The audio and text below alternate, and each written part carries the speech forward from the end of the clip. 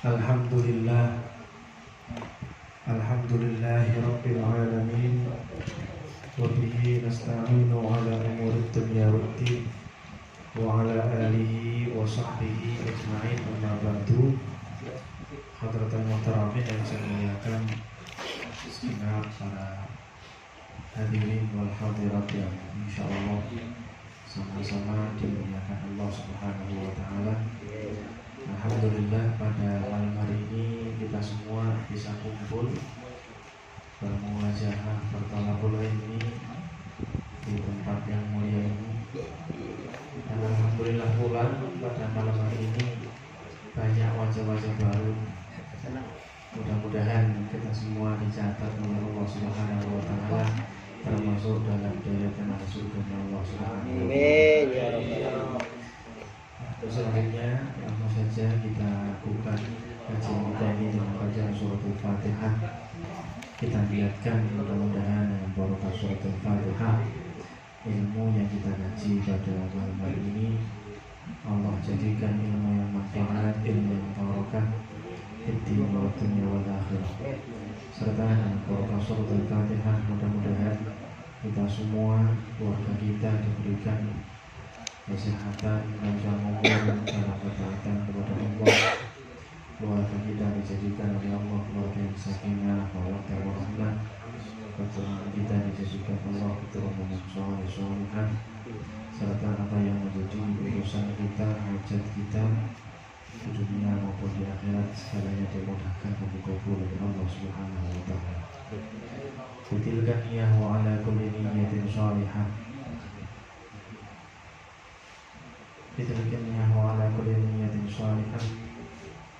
Thumma ila hadratin Nabi Mustafa Muhammad sallallahu alaihi wasallam wa ala alihi wa ashabihi wa azwajihi wa dhurriyyatihi wa ahli baitihi wa khususan ila musannifi hadzal kitab Syekhina Syekh Salim bin Sulaiman al-Hadran. Thumma ila hadratin ila jami'il mu'allifi kutubi wa musannifiha wa syariha wa hashiha. ثم إلى حضرة إلى جميع مشايخ الأنفس خصوصا إلى شيخنا عبد الله الكحاني ومشايخنا الحسين ومشايخنا أحمد الجميل. ثم إلى حضرة إلى جميع المجلس الخاص به والذين أحمد ياسر المسؤول به وسلم على صحبه وسلم على قصده ومذهبه ونحن الراشدين. ثم إلى حضرة إلى جميع أوله تعالى ومشارك الأرض إلى صغار برها وبحرها خصوصا إلى سلطان الأنبياء سيدنا الشيخ عبد القادر الجيلاني رضي الله عنه والشيخ عبد الحسن الشاذلي والشيخ بهاء الدين الشاذلي والشيخ القاسم الجميتي والشيخ أحمد رفاعي والشيخ البدري وسلطان الحسن البصري. ثم إلى حضرة إلى الدسوقي. ثم إلى حضرة إلى الشيخ سيد محمد بن علي بن الملك الحسني. ثم إلى حضرة الحبيب حسين بن أبو بكر عليه السلام. ثم إلى حضرة الحسن بن عبد. ثم إلى حضرة إلى الدي سيد عبد الله بن شيخ الحسن. ثم إلى حضرة إلى جميع عبد الله بن جميع الأخير في حضرة الإسلام وسلطان المزامل. إلى حضرة إلى المشاهد.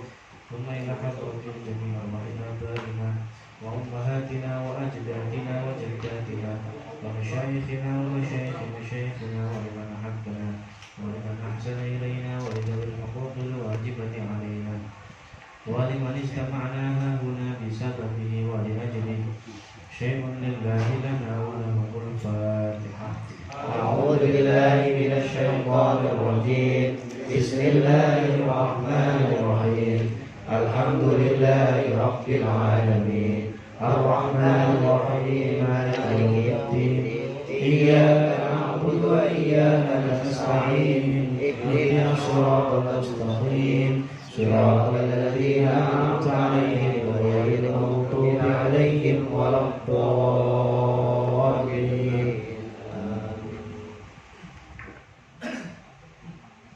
Faslun al-arkan allati talzamu fiha tuma'nina arba'atun. Fasal rukun-rukun yang di dalamnya kita ini wajib untuk tumaknina. Rukun-rukun apa saja yang kita ini wajib untuk tumaknina, tumakna anteng. Ini sih sudah disebutkan sih, kan kemarin di 17 rukun itu. Cuma di sini lebih dibagi-bagi agar lebih spesifik, agar mudah diingat gitu. Yaitu yang pertama adalah ar-ruku. Ketika seseorang ruku ini harus tumaknina. Harus tumaknina. Kenapa berdiri tidak diharuskan tumaknina? Karena nggak perlu disebutkan berdiri itu harus baca Fatihah ya kan? Orang malah baca Fatihah masa bisa Allah langsung ruku, ya kan? Pasti dia baca Fatihah dulu, nggak perlu disebutkan tumaknina, pasti sudah tumaknina kan begitu. Makanya nggak perlu. Kalau ruku itu kan baca doa ruku hukumnya sunnah, berarti nggak dibaca nggak apa-apa. Nah ini bahaya kalau dia nggak baca doa ruku langsung rukunya begini. Nah rukunya begini langsung berdiri lagi, berarti kan nggak tumakninah itu. Iya. Maka dijelaskan agar rukunya itu anteng, tumakninah dulu. Gitu ya. Kemudian wal i'tidal. Yang kedua yaitu I'tidal. I'tidal itu apa? Setelah ruku. Berdiri setelah ruku.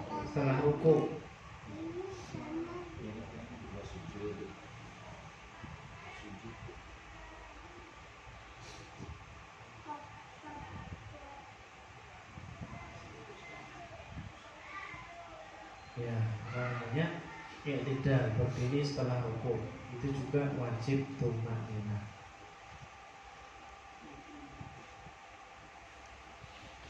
Kemudian yang ketiga wasujud.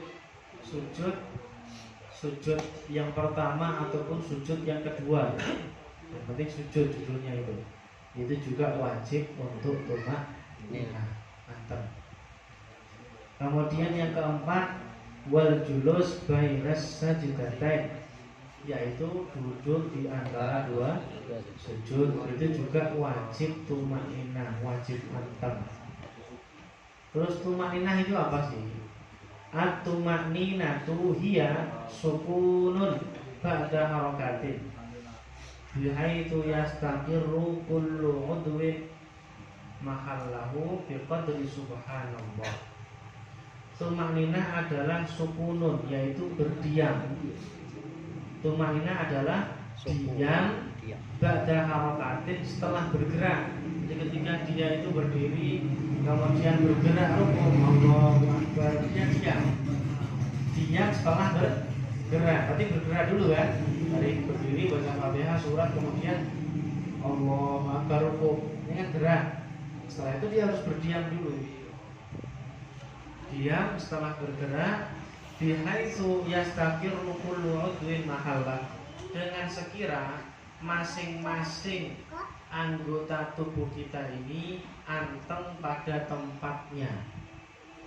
Ketika ruku tangannya memegang lutut, ya biar diam dulu semuanya anggota tubuhnya. Kemudian biqadri subhanallah, dengan kira-kira bacaan subhanallah. Jadi berdiri nih umpama nih baca Fatihah surat, kemudian ruku Allahu Akbar subhanallah, Allahu Akbar subhanallah, Allahu Akbar, sujud subhanallah, sujud subhanallah, Allahu Akbar subhanallah. Ini udah kelihatan pada masing-masing ruku, sujud, i'tidalnya, duduk di antara dua sujud itu terpisah, gitu ya. Udah kelihatan terpisah masing-masing dari rukun-rukunnya tadi. Beda kalau dia nggak tumakninah, itu kelihatan nggak pisah. Contohnya begini, Allahu Akbar, Allahu Akbar, Allahu Akbar, Allahu Akbar, Allahu Akbar. Ini kan nggak kelihatan, tidak terpisah, kayak nyambung terus, ya kan? Jadi sukunun itu ya biar anggotanya semuanya anteng dulu posisi ruku, ya baru i'tidal. Anteng dulu posisi berdiri, baru sujud. Anteng dulu posisi sujud, baru duduk. Begitu. Dengan kira-kira bacaan subhanallah 1 detik lah ya, subhanallah. Berapa detik subhanallah? Satu detik itu udah dikatakan tumanginah ya. Minimalnya itu begitu. Sholat anteng. Dari sini ada pertanyaan sebelum nambah. Silakan. Kalau yang sunahnya setelah salam kan kembali lagi tuh salam assalamualaikum. Itu kayaknya ada tambahan lagi Ustaz. Ini assalamualaikum. Apa? Yang ditanyakan setelah salam. Setelah salam. Setelah salam. Iya. Ya, kalau setelah salam ya sudah. Oh nggak ada lagi. Assalamualaikum warahmatullahi. Assalamualaikum warahmatullahi. Begitu, jangan doa dulu. Salam dulu pertama, assalamualaikum warahmatullahi. Dilanjut salam yang kedua. Tapi pernah dengar. Iya kayak pernah. Baru setelah itu kita baca doa. Disunahkan memegang kepala ini, memegang apa? Matanya. Baca Allahumma adhib anil hazan wa afan. Allahumma adhib anil hazan wa afan. Ya Allah, hilangkanlah dariku al hazan, susah, wa afani, dan apa namanya, berikanlah ampunan kepada Allah. Itu doa setelah salam. Karena itu ada hadis riwayatnya Rasulullah itu pernah ketika beliau salam, dia memegang ini sambil baca Allahumma adhib anil hazan wa afan. Ada pertanyaan lain, silakan. Jadi Ustaz, kalau misalkan assalamualaikum ke kanan terus pas assalamualaikum ke kirinya, tentu ternyata lepas, gimana itu Ustaz salamnya? Tentunya setelah salam ke kiri apa sebelum salam? Setelah Salam pertama. kanan ke kiri tentu lepas. Ya nggak masalah, udah selesai salam kan? Salam kan satu kali.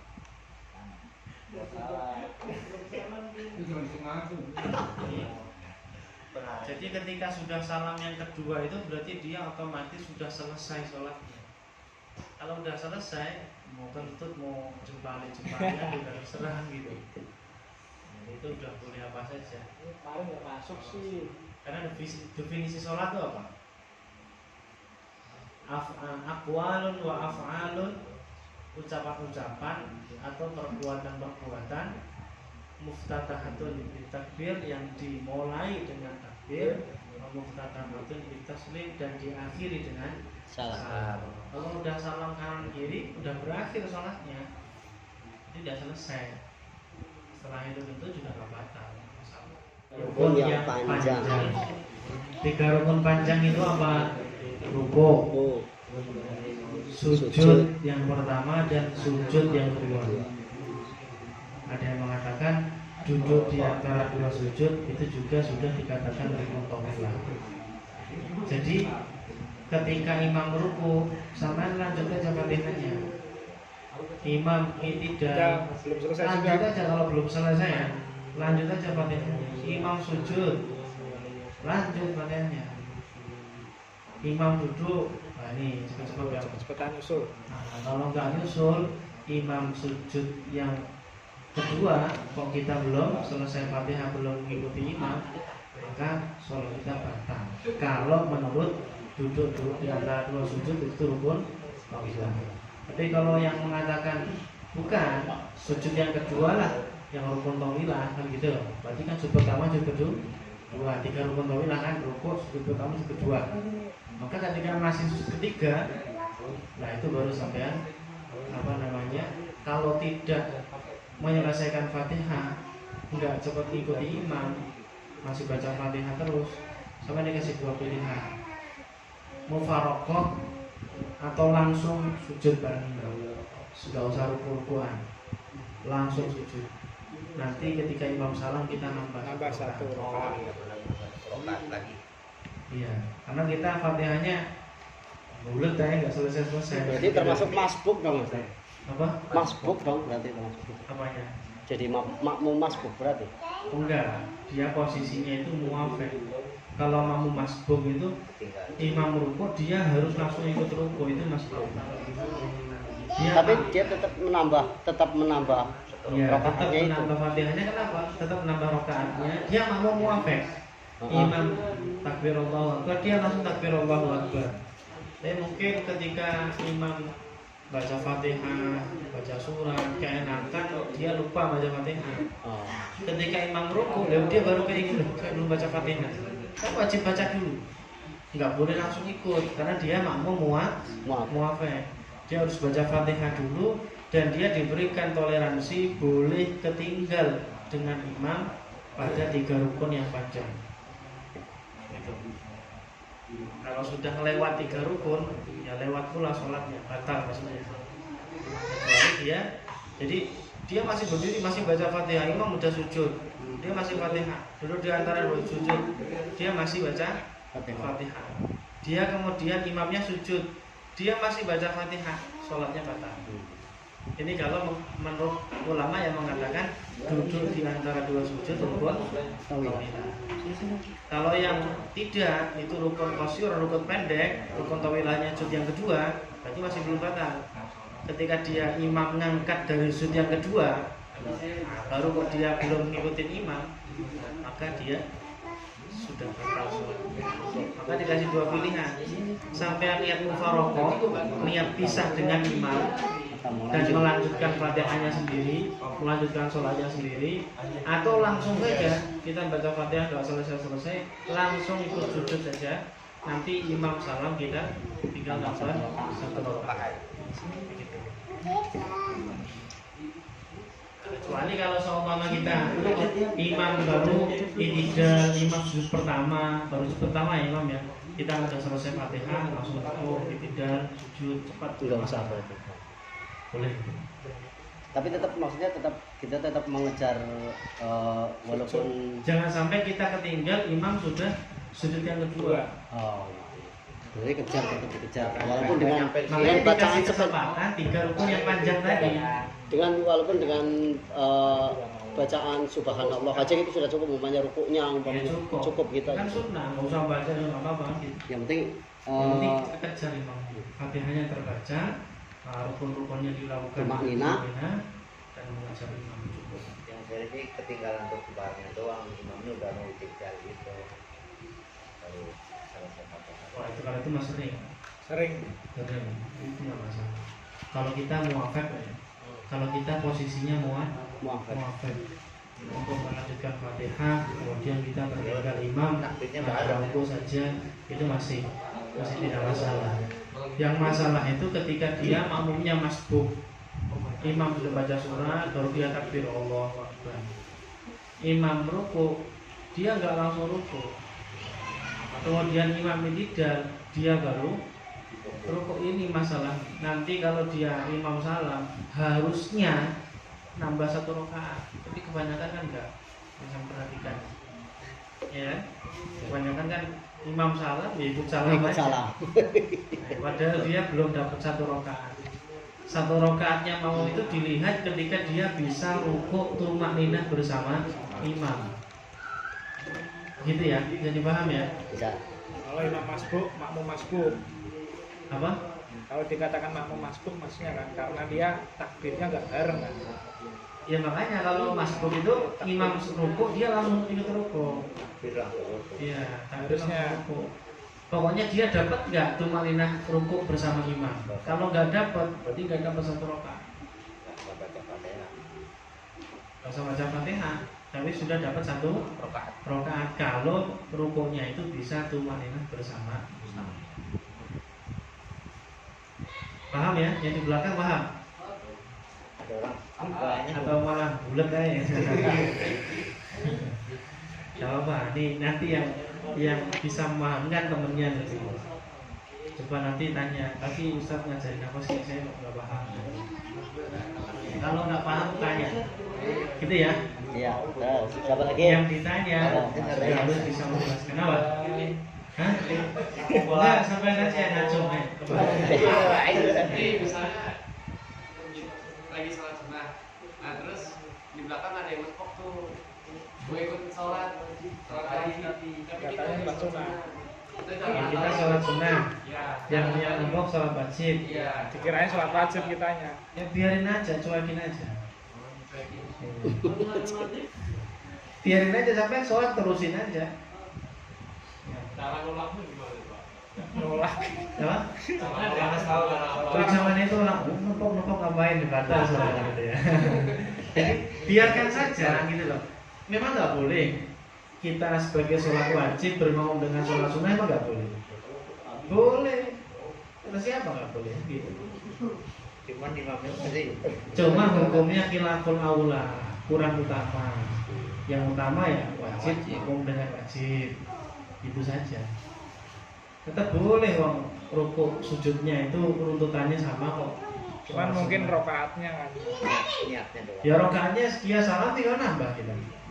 Gampang kan? Niatnya doang. Gampang kan? Cuman imamnya ngerasa Imam salam Banyak tinggal nih kita salat nambah. nih. Banyak nih. Tapi niat makmumnya nggak masih tergolong makmum dia. Apanya? Kan Ya kalau kita niat makmum ya kita jadi makmum. makmum Pahala 27. walaupun yang kita tepok tadi dia di sholat sunnah. Iya. Tapi Yang dari sholat sunnah juga nggak usah niat jadi imam. ya Sholat dia sunnah, tetap imam sunnah kan, ngapain? harusnya dia tetap sunnah. Iya. Biarkan saja sholat. Kita yang nggak tahu yang napok itu ternyata sunnah, berarti ganjaran apa pahala makmum dia masih itu Iya. nggak batal. Emangnya nepok itu sunnah? Kan enggak harus gitu loh. Kita langsung jamaah di belakangnya tanpa nepok juga nggak masalah. Gitu loh. Kita tepok malah kaget malah batal ya kan? Astagfirullah. Malah batal tepok kaget. Mungkin karena udah kayaknya tradisi. Iya NK biasa itu. Hampir rata-rata. Indonesia mungkin lah. Orang sini orang Jawa. Ya kan nggak wajib. Tapi kalau nepok ya nggak apa-apa gitu loh. Ya kan nggak napok man. Kalau kita sholat sunnah kita ditepok. Ya. Seakan-akan kita jadi imam gitu. Ya biarin aja. Kita tetap aja melanjutkan sholat kita. Apakah perlu merubah gaya sholat gitu? Ya nggak perlu. Maksudnya gaya sholat gimana? Suara kita padanya dikencengin. Nggak usah. Kita sholat sunnah. Biarin aja dia. Imam sama kita biarkan. Paling ntar habis sholat. Tapi kalau rukuk tanya. mau itidal itu ya takbirnya kan tetap sunnah dibaca, tetap sunnah dikeraskan. Rukuk ya Allahu Akbar, itidal sama Allah, hamidah tetap dibaca, tetap keras. Walaupun sholat sendiri tetap sunnah dibaca. Nah selama ini kan enggak, yang baca malah imam aja. Imam iya. Nah, gitu. Padahal makmum pun itu sunnah membaca itu. Imam sami Allahu liman hamidah. Makmumnya juga sunnah baca sami Allahu liman hamidah. Imam Allahu Akbar, makmum sunnah baca Allahu Akbar menuju sujud. Begitu. Kalau itu ya tetap dibaca, bukan berarti kok kita memandui dia biar ngikutin kita, tidak. Karena memang itu bacaan yang sunnah dibaca gitu. Paham ya? Iya, oke. Ayo Mas. Ketika kita mau melaksanakan sholat wajib berjamaah, kita ternyata sudah melaksanakan sholatnya itu sudah dimulai. Ada di suatu waktu ada kalanya contohnya waktu pas sujud, entah itu sujud pertama atau kedua, kita nih yang baru masuk, contohnya saya pribadi, saya sendiri yang baru masuk, itu takbir dulu, takbir Allahu Akbar, terus mengikuti posisi makmum, imam dan makmum yang contoh lagi sujud, atau menunggu waktu sampai berdiri. Sunnahnya lebih baiknya ya kita nyampe langsung takbir langsung ngikutin sunnahnya. Tapi nggak Tapi ada kalau nunggu berdiri bagaimana ya nggak masalah sunnah. Ya kan? Nggak masalah. Kalau nunggu berdiri juga ada nunggu berdiri mungkin ketika duduk takut nggak serak hatinya, itu nggak masalah. Tapi anjurannya itu langsung takbir langsung sujud, ngikutin sujudnya imam. Kalau imam duduk ya takbir kita langsung duduk. Nanti walaupun nanti sudah selesai kita menambahkan 1 rakaat lagi. Iya, yang rokaan itu dia belum diambil. Betul. Tapi dia sudah mulai ikut dengan imam. Ada yang lain silakan. waktu maghrib itu kan Banyak ya sholat. bacaan apakah harus terdengar makmum apa kita diam juga sah. Karena kemarin itu saya begitu sholat, kalau pas sudah qomat dia sholat tapi tidak, suaranya nggak ada tuh. Habis itulah Allah Akbar pas itu pada bubar semua dan mungkin mau saya ngalamin. Apa saya harus ngikutin terus apa gimana itu? Sampai sholat maghrib imamnya posisinya tuh nggak bacanya nggak kencang, nggak tenang lah, nggak kencang sama imam. sampai sholatnya merem. Gimana? Sampai Enggak. Imamnya suaranya kecil. Nggak disuarakan. Nggak pakai mic mungkin. nah, terus sampean Habis itu pas rukuk itu semua pada bubar ya, kan lagi bubar semua nih. Itu sama nggak itu maksudnya? kok bisa gitu ya? Iya, bubar pada ikut tuh. Berarti dengan sholatnya merem atau ngelamun itu? Enggak, saya ini Busuk paling. tidak melihat.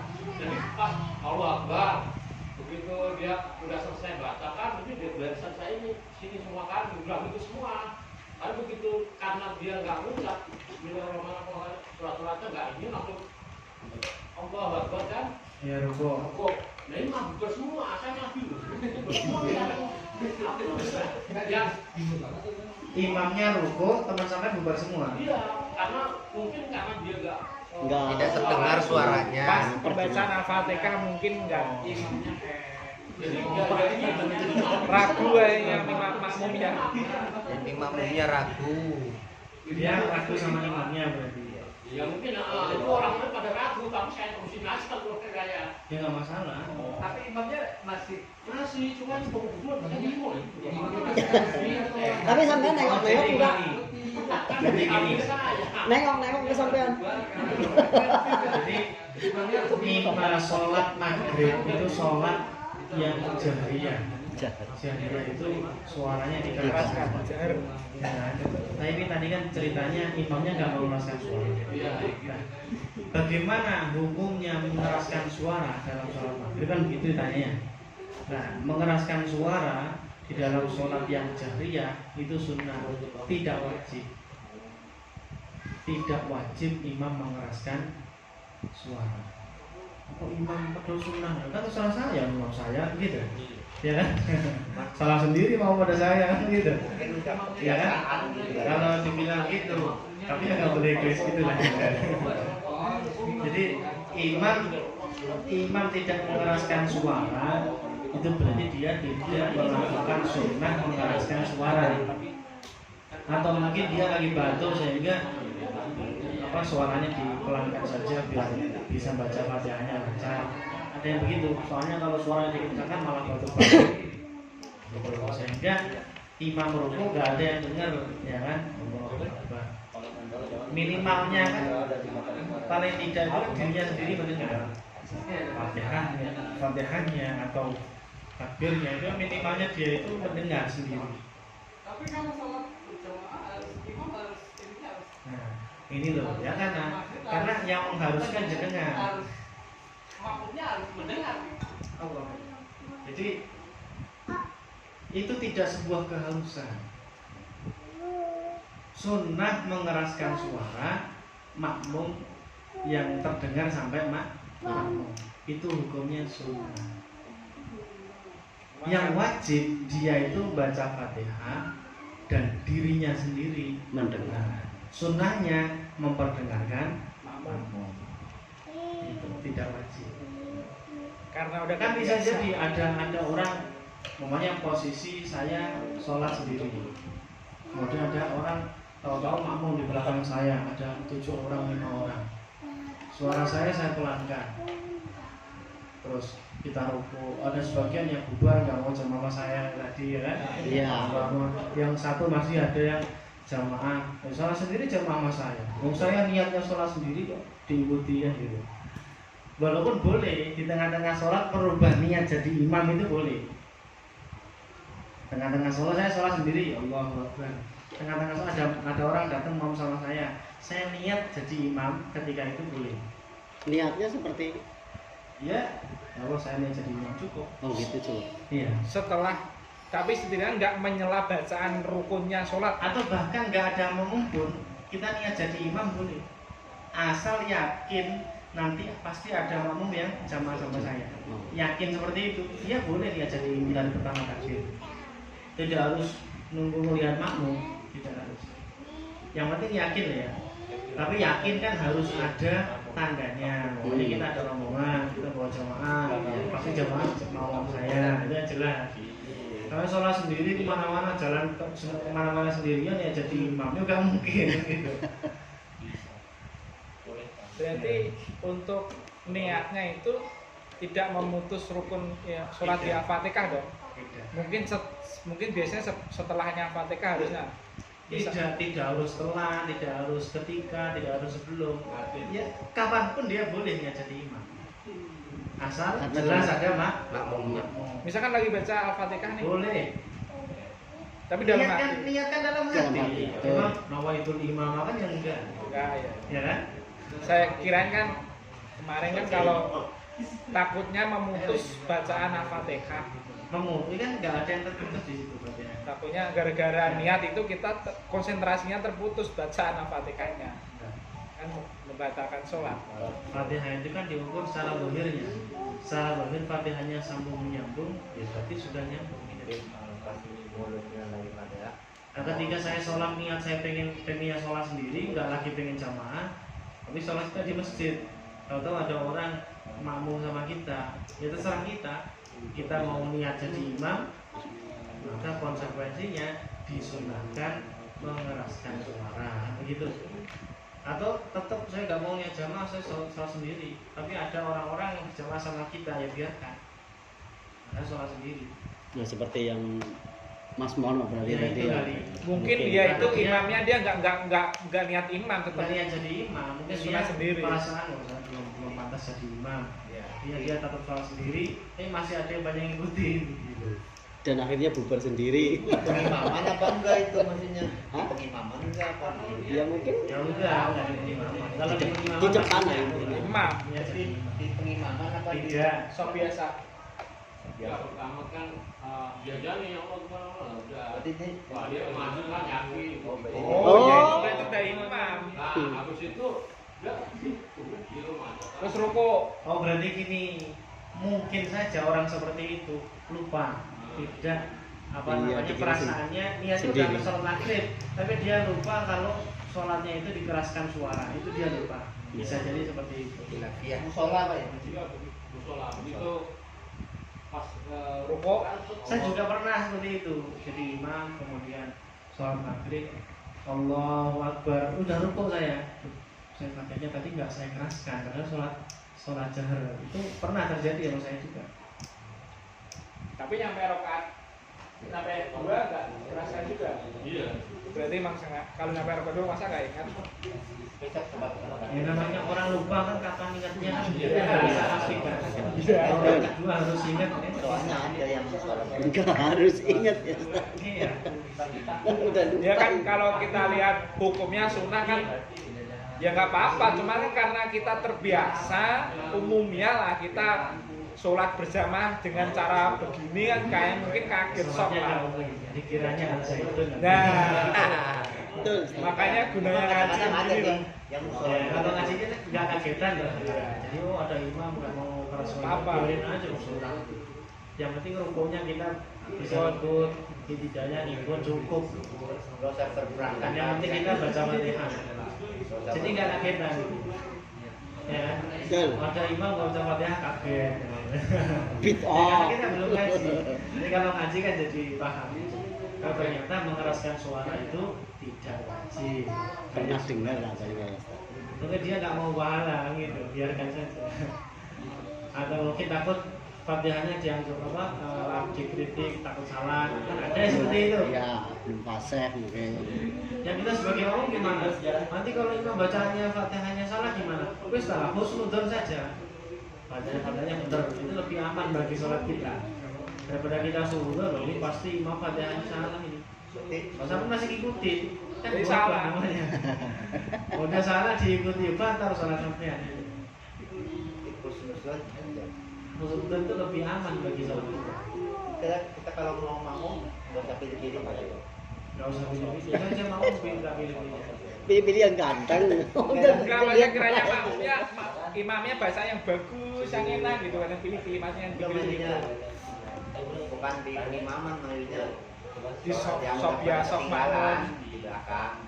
Kita kan pengen makmum misalnya. Ya ada di sini orang yang pantas sholat jadi imam di situ masih banyak jamaah masih di ya sudah saya dari sini imam begitu.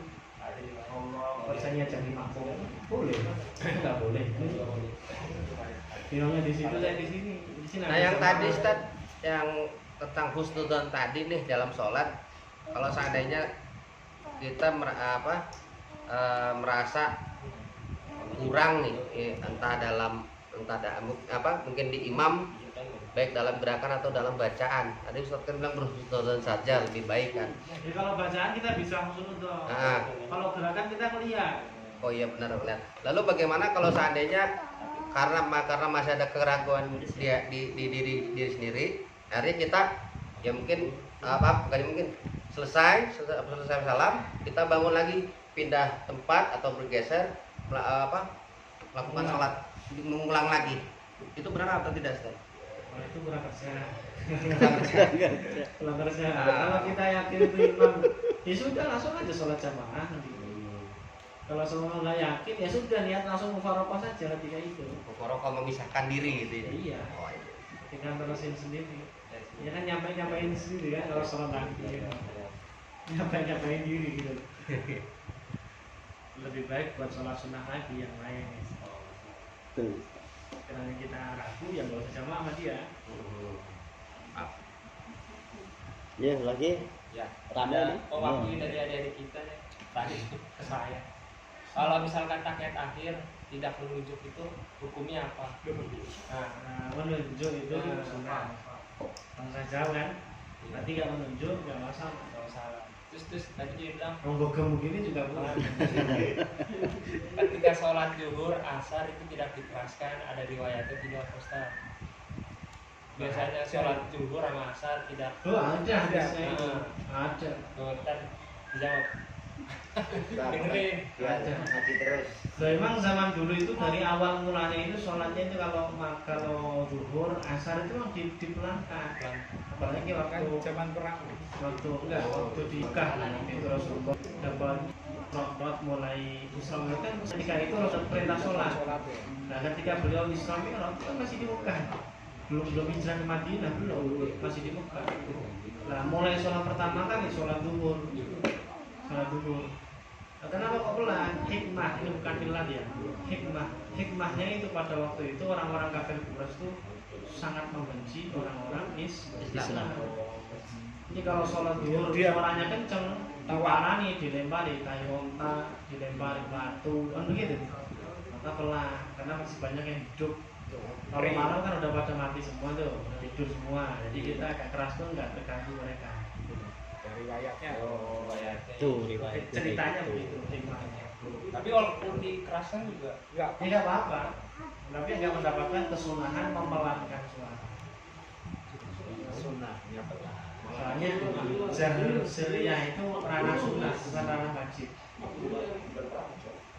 Mau zuhur dikeraskan, asar dikeraskan, maghrib bisa dipelankan ya nggak apa-apa.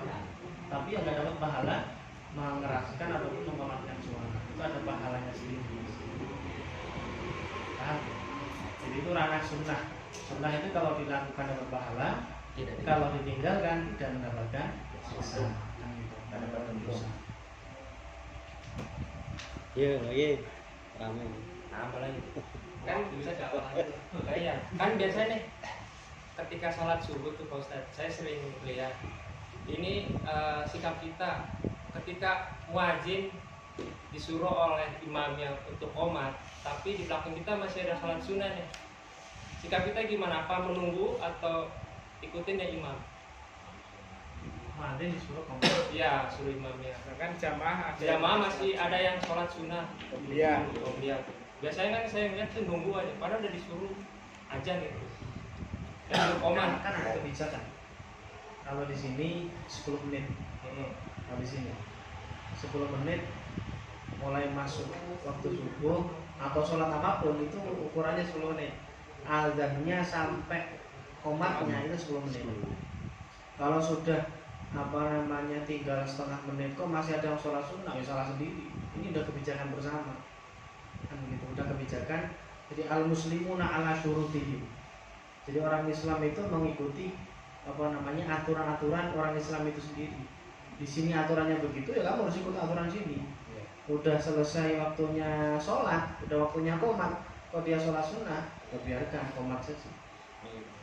Qomat saja. Tapi dia tetap melakukan apa dibatalkan aja? Dia posisinya kalau boleh dibatalkan, tapi